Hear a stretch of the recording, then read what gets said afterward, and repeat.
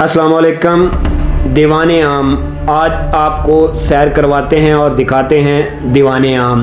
ये किसने तामीर करवाया और कब तामीर हुआ।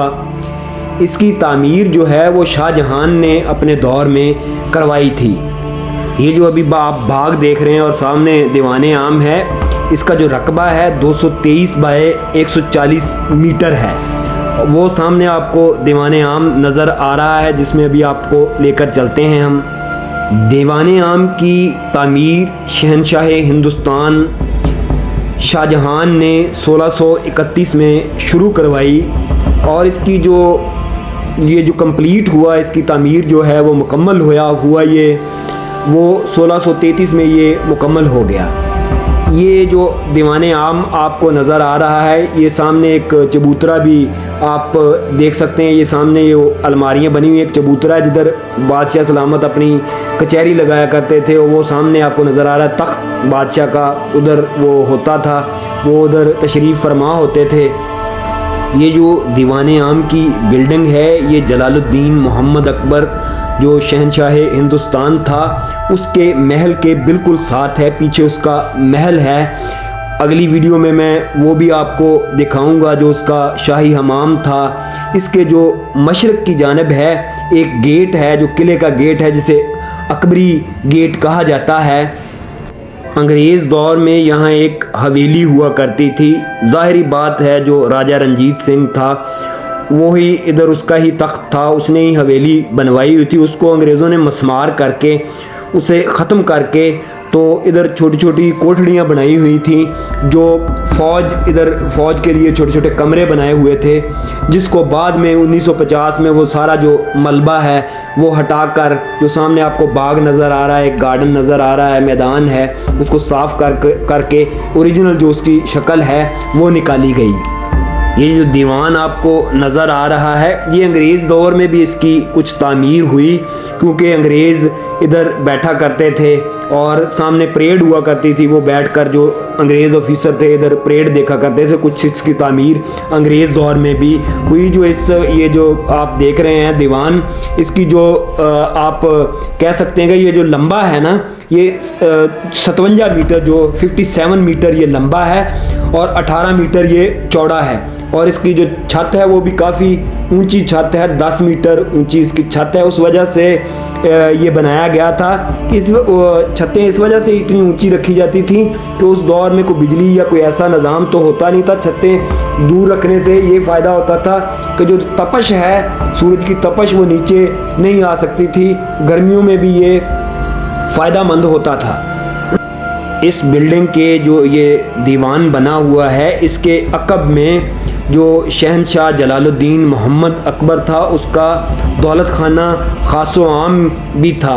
इसके पीछे हवेली खड़क सिंह भी है, जो राजा रंजीत सिंह का बेटा था खड़क सिंह, उसकी हवेली भी है जो इसके अकब में वाक़या है। इस दीवान में बहुत सारे आराइशी काम भी किए गए हैं इसकी सजावट और बनावट के लिए, और बहुत सारे काम। ये जो सामने आपको बरामदा नज़र आ रहा है, ये अंग्रेज़ दौर में भी कुछ इसकी रेनोवेशन और इसको बनाया गया है। पीछे है असल जो इसकी जो पुरानी बिल्डिंग है वो थोड़ी सी आपको नज़र आ रही है, जो अकबर बादशाह का दौलत खाना है। ये उसके आगे एक अहाता है, एक बाग है बहुत सारा खुला। पहले तो ये कोठड़ियाँ और ये सारी चीज़ें ऐसी बना दी गई थी इधर। ऐसे दीवान बनाने का असल मकसद बादशाहों का ये होता था कि उधर बादशाह अपनी कचहरी लगाता था।